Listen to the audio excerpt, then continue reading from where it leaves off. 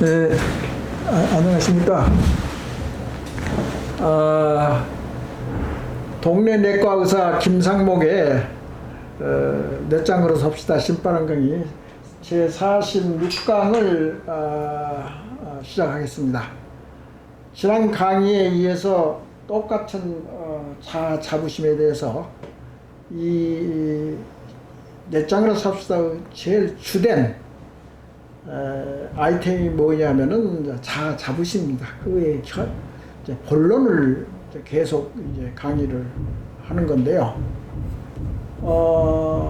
지난번 강의에 이제 자부심하고 자존감을 슬쩍 내가 이야기를 했는데, 자부심할 때 부자가 있습니다. 한문으로는 자부심, 자자는 자기, 부심은 부담, 자기의 부담을 주는 감정이라고 해서 자부심이란 말이 있고, 약간 다릅니다. 이게 같이 동의어로 쓸 수는 있지만, 그리고 자존감이라는 것은 자기를 존중하고 귀하게 여기는 감정입니다. 그래서 이제 나는 이제 부자 돌림의 자부심을 여기보다 더 중요하게 생각하는 이유는, 부자는 것은 이게 자부심을 만들려고 하면은 자기의 부담이 있어요. 자기가 파고들어야 돼요. 자기한테 솔직하고 노력을 해야 됩니다.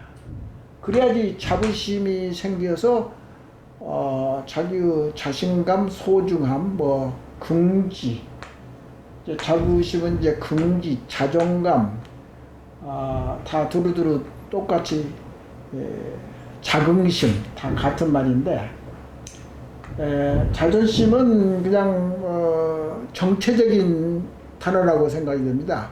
이 과정이 조금 생략되고, 하여튼 결과로 해서 자기를 존중하는 그런 마음이다. 근데 자기를 존중한다 또는 자기가 자기를 사랑한다, 그 말은 그렇게 생각만 하지 그 과정이 조금 생략되지 않았나, 이제 그런 이제 감이 있어서 나는 이제 자부심이라는 말을 잘 쓰는데요. 어떻게 됐든지 영어로 하면은 이게 사실 미국 사회에서는 이거 자부심이 됐든지 자존감이 됐든지 영어로 프라이드란 말을 보통 사회에서 많이 씁니다. 이게 프라이드, 내가 프라이드가 있는 사람이다. 네, 그래서 그런데 이제 학문적으로 하면 셀프 이스템,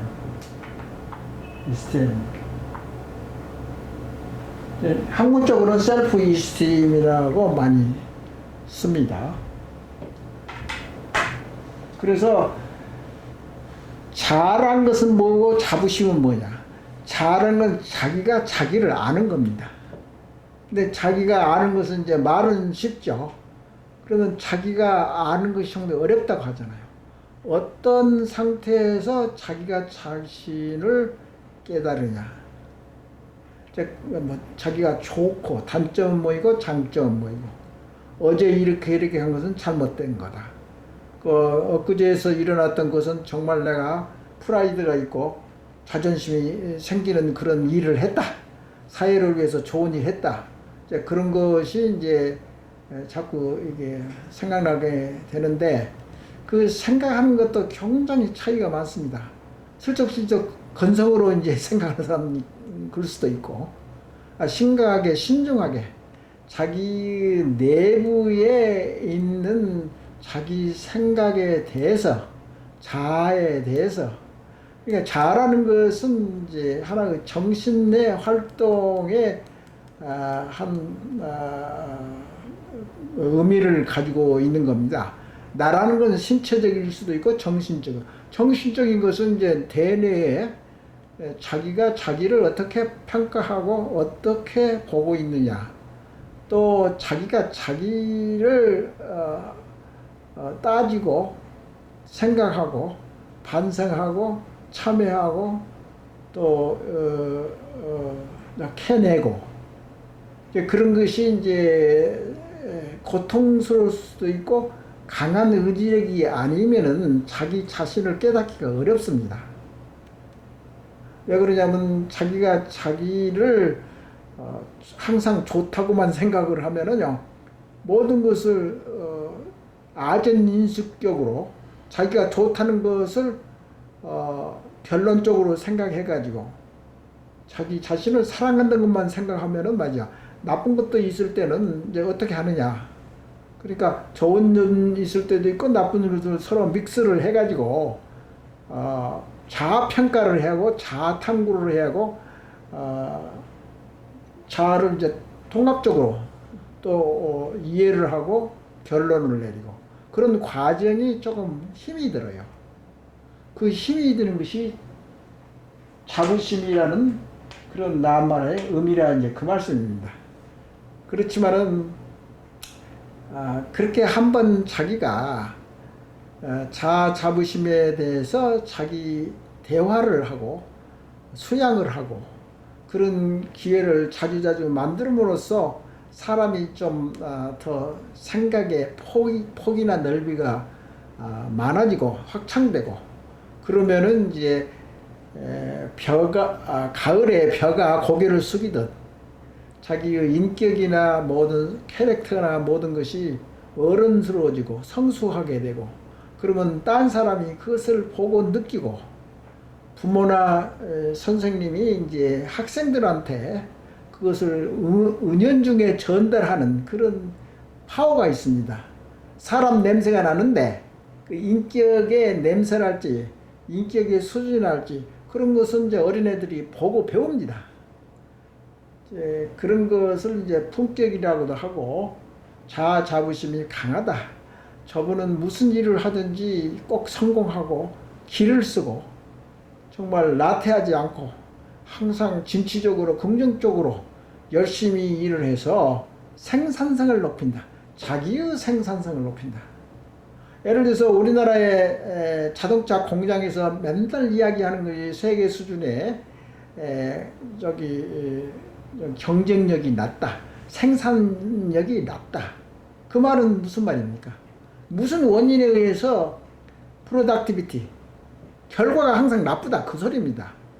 그것은 이제 거기에서 하는 일하는 사람이나 거기서 거기 이제 지도자랄지 또는 상부 사장으로부터서 임원까지 어떤 정신 상태를 가지고 일을 하느냐. 그런 자기 회사 같으면 자기 회사에 혼을 바치라고는 하진 않아도 자기 주인의식을 가지고 자기 일처럼 열심히 함으로써 회사가 잘 되고 회사가 잘 되면은 대우도 좋아지고 그럼 전체적으로 우리나라가 부강해지고 그런 이제 생각을 할 수 있는 것입니다. 그래서 저번 강의에서도 이야기했지만 저는 자부심에 관한 이것은 순수한 심리학에 속하는 학문입니다. 그런데 심리학은 심리학자나 심리학 교수만 필요한 것은 절대 아닙니다. 그러니까 예를 들어서 무슨 삼성의 직원이 됐든지 핵물리학자가 됐든지 어떤 장사를 구멍가게를 하는 열심히 자식을 위해서 노력하는 부모님이 됐든지 어떤 사람이 됐든지 간에 자부심은 똑같이 필요하고 소중하고 그것을 그들의 일생 동안 깨우침으로써 더 발전할 수 있고 남이나 이제 자녀들이 보기에도 좋은 것 아닙니까? 예를 들어서 부모들이 이제 잘 못 가르쳐가지고 자기 자녀들이 이제 성인이 됐단 말이야. 우리 부모는 이런 면에서 참 멋있는 사람이었어. 그래도 지체가 있고 격이 있고 수준이 높은 우리 부모일 거라고 그렇게 생각하면 얼마나 자식을 기르는 부모로서 얼마나 이 세상을 떠난 이후에도 얼마나 뿌듯하고 자아 자부심이 있겠습니까? 그래서 우리 모든 사람들이 자아 자부심이라는 것은 특히 개인적인 것, 그것은 아주 중요합니다.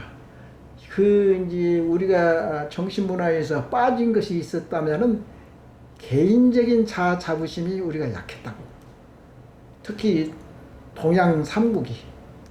그 대신 상대적으로 그것에 강했던 이제 부족들이 어디냐면은 구라파 선진국입니다. 현재 구라파 선진국.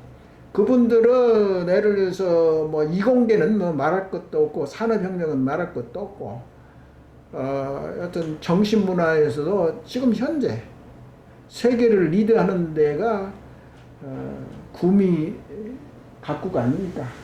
그래서 지난 강의에서도 내가 이제 근대 자아의식의 발전과 태동, 구미 나라의 자아 자부심이 어떠했는지, 어떻게 태동했고 어떻게 생겨났는지. 자아 자부심은 오래전 학문이 아닙니다. 그 실마리는 조금 있었지만 중세를 거치는 동안 성 아우구스티누스라는 이제 걸출한 신앙학자가 있었는데 그분도 얼마나 자아 자부심에 대해서 공부를 열심히 했다고. 그 암흑시대 같은 중세시대에 있어서도 이제 그런 실마리가 있었는데 르네상스 이후에 엄청나게 개인적인 자아 자부심,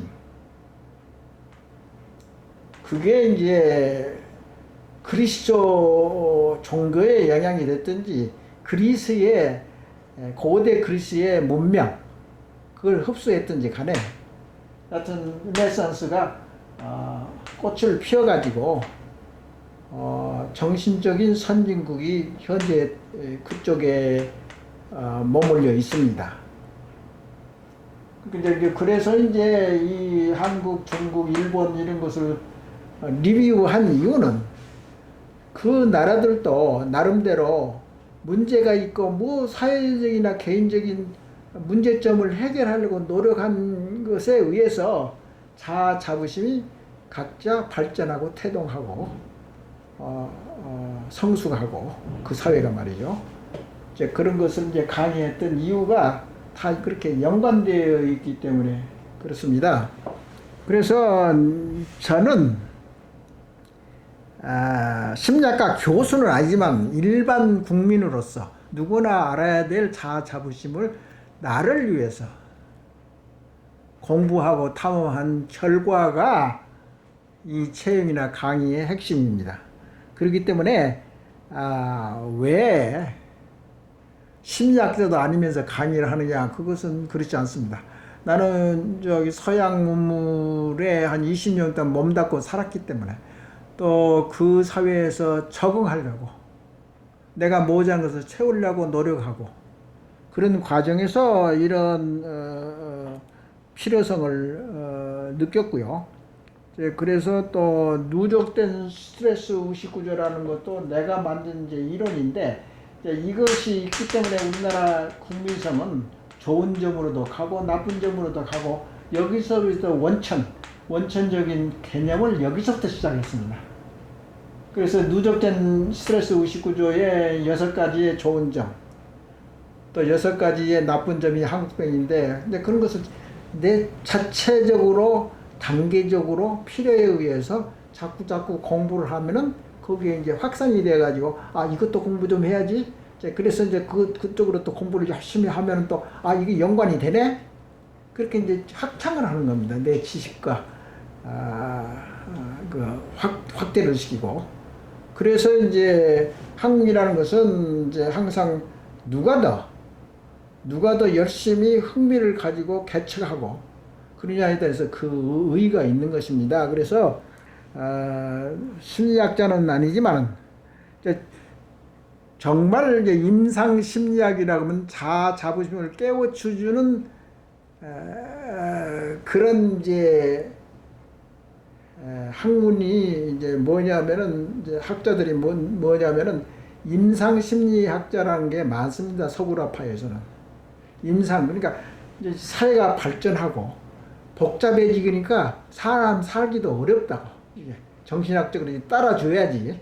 자꾸 기계 문명은 발전하는데 정신적인 면이 자꾸 낙후되고 박착해지고 빈약해지고 그렇게 되면 이제 삶이 이제 퀄리티 질이 자꾸 나빠지는 거잖아요. 우리나라의 삶의 질이 나쁘다고 아주 통계적으로 많이 나와 있습니다. 서울대학교 사회연구소에서나 또는 저 국제연구소에 한국의 삶의 질이 자꾸 나빠지는 이유는 이 정신적인 공백을 채워주는 의식이 많이 발전을 못했기 때문에 자꾸 이제 고통을 받고 사회에 그 이상한 사건들이 많이 생기고 말이죠. 그 뭐 사고 나면 뭐가 잘못되어서 터지고 막 그 자꾸 그러면은 그리고도 뭐 예를 들어서 지도자들이 서로 권리를 선점하기 위해서 자기들끼리 또 싸우는 거 있죠. 국민들은 뭐 예를 들어서 그럴 기회가 없고 역시 열심히만 해야 되는데 그것도 이제 뭐 하루 이틀이지 말이죠. 몇십 년 동안 계속 기득권자가 자꾸 모범을 보여주지 않으면은 자꾸 삭막해집니다. 그래서 서구에 잘 사는 사람, 기득권자가 사회에 환원하려고 그런 시스템을 많이 도입하고 종교도 그런 방향으로 도와주고 우리나라가 자기 종교만 최고라고 생각하고 자꾸 종교끼리 싸우는 것은 없는 것은 참 다행하고 좀 좋은 일인데 여튼 다 힘을 모아서 같은 한턱 속에서 사는 우리나라 아닙니까? 북쪽도 막혀있지. 동서남이 전부 다 바다로 둘러싸였는데 우리끼리라도 열심히 정신을 차려서 특히 어려운 때일수록 공부를 하고 탐구를 해야 됩니다. 한 가지만 이야기했죠. 그 공산주의에서 뭐 내가 상당히 좋아할 리가 없죠. 그런데 모태통이가 성공한 이유는 단 한 가지입니다. 자기가 어려웠을 때 공부를 많이 했습니다. 작전을 많이 짰고. 그래서 모태통이가 전국 국민의 호응을 받아서 공산당이 성립은 되었습니다. 초기에 그런 이제 태동 원인이 확장하는 원인이 모태통이가 중국을 천하를 제패하고 통일국가를 만든 이유는 자기가 어렸을 때 공부하고 인내하고 살아남기 위해서 중국의 깊은 내륙 지방까지 피난을 갔지 않습니까? 엄청난 고통의 피난을 해가지고 고난을 이겨가지고 장개성한테 이긴 거나 마찬가지죠, 사실은. 그렇지만은 나는 이제 외국에서 그 개인적인 그런 경험을 많이 쌓았기 때문에 한국병이라는 이제 그런 색다른 그런 아이템을 공부를 했고, 예를 들어서 강의가 됐든지 뭐가 됐든지 환자를 보는 것, 심리학적으로도 두 가지가 있습니다. 간단히 말해서 정신적인 문제가 있으면은 좀 심하고 그러면은 정신과 의사를 진찰을 받아야죠. 약이 필요한단다, 특히. 근데 임상심리학자는 약은 이제 둘째로 치고 심리치료를 할지, 그리고 카운슬링 같은 거 한다든가 그런 여러 가지의 영역이 있습니다. 그래서 서로 분담을 해야 하고, 우리나라에는 사회가 발전하면서 복잡해지기 때문에 틀림없이 임상심리학자가 서울 곳곳에 개업을 할 수 있는 처지가 되어야 됩니다. 근데 우리나라는 그게 좀 모자라죠. 그러니까 발전한 이제 이 자부심의 영역을 더 발전시키고 실용화하는데 심리학자들의 분발이 요한다고 감히 생각할 수 있습니다. 이게 이제 자부심에 또 서론을 이렇게 길게 또 이야기하는데 사실 더 깊이 들어갈 겁니다. 다음 강의에서는 더 자부심에 더 깊이 좀 들어가기는 들어가는데 결국은 이제 다른 영역과 전체적인 나는 이제 한국병을 치료하자가 초기의 목표였습니다. 그것을 해결하기 위해서 넷장이라는 개념을 도입했고 그걸 이제 차차차차 이제 확장시키려고 노력하는 이제 하나의 인생관을 풍요롭게 의미 있게 보내기 위해서 확장하는 노력 그거라고 이제 생각해 주시면 좋겠고 그래서 계속 지도와 편달을 바랍니다. 예, 이번 강의는 이것으로 마치겠습니다. 감사합니다.